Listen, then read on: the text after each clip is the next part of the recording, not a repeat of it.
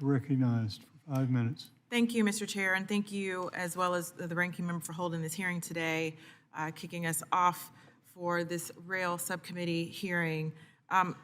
As you all know, on February 3rd, 2023, a Norfolk Southern train carrying hazardous materials derailed in East Palestine, Ohio. To prevent a potential explosion, a controlled burn was also ignited, spewing these chemicals into the air and sparking health concerns for Ohioans and Pennsylvanians alike.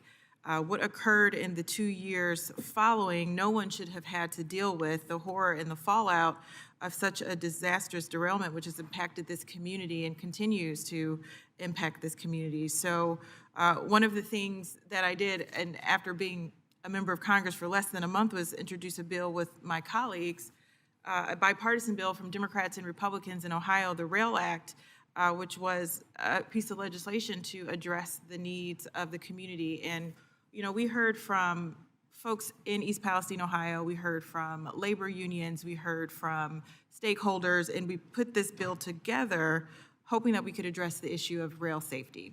And one of those provisions specifically came from our governor, Mike DeWine, which was around the temperature threshold requirements for safety placards, because what we found in the subsequent report was the first responders went looking for the placards, but they had melted, and they had no idea what they were dealing with. And, you know, I bring that up because the work that many of us have done, you heard from my colleague from Pennsylvania, our colleague from Texas, who have been trying to figure out a solution to this issue, yet we have no solution to this issue, and people in East Palestine are still wondering why Congress refused to act. We heard a lot of criticism of the former president not showing up. The current president did show up.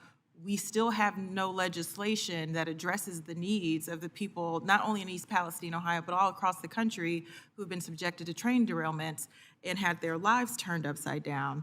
And I'll briefly share a story because I was speaking to a law school class earlier this week, and they were asking me about the Rail Act, and one of the students asked, well, with the fact that we now have a Vice President Vance, who was the co-lead for the Railway Safety Act, do you think that we will see train safety in the future? And my response was no. And they waited for me to say something else, but my response was no, because after ruining these people's lives in East Palestine and constantly begging for hearings, having 2 or 3 or 4 or 5 different versions of the bill, trying to find a solution that would ultimately address the needs of everyone, we still have nothing. And as my colleague from Pennsylvania said, I find that to be wholly unacceptable. It is unacceptable to have not done anything for the people of East Palestine, Ohio, and all across this country who are concerned. And so I was going to ask you, Mr. Jeffries, what could we do?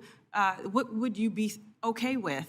But my colleague had already answered this, and you've answered the question, so now I know. But I am going to ask Mr. Cassidy, what are some of the things that you suggest that we could do? Because at this point, I just want you all to be on the record of expressing solutions that we can hear, that we can put to paper, and then we can implement and keep our community safe.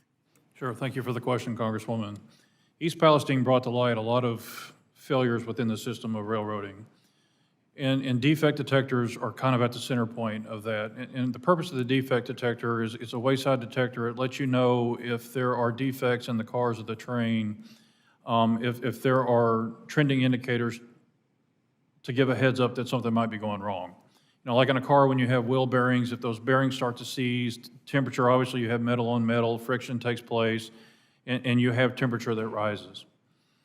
Historically, at least from when I hired on in 2005, these defect detectors gave you audible warnings. When you hit one or when you started to go over one, it gave you an introduction. You know, CSX, milepost, blah, blah, blah, defect detector, just to let you know it's on. And then as you went over it, if there's a defect, it would sound an audible alarm, and then it would give you a closing announcement saying CSX defect or milepost, blah, blah, blah, this is what the issues are.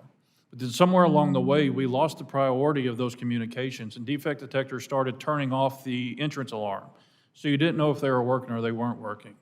And then somewhere else along the way, and the next step in the transition is that railroads decided that they didn't want to give the operating crew that information about the defects, that they were better suited to determine whether there was a defect, it should be appropriate, should be reported or not.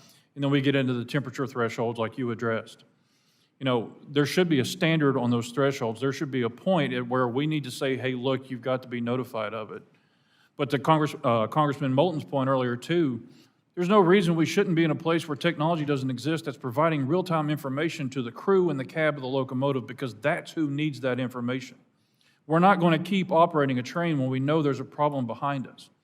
We're the ones that are responsible for its operation. We're the ones whose lives are at stake, and we're the ones that want to make sure that we get the job done the way we're supposed to. If there's any one thing in East Palestine, Palestine that we can fix, is making sure that the defect detectors are communicating, that they're relaying the information to the crew, to the people that have to have it in real time, and getting those things done. But the Rail Safety Act, Rail Safety Enhancement Act did approach a lot of those issues. Thank you, Mr. Speaker. I know we're out of time, but I'm in this committee to make sure that we figure out these solutions and implement them, and I look forward to working with everyone in order to do that. Thank you for letting us go over, Mr. Chair. I yield back.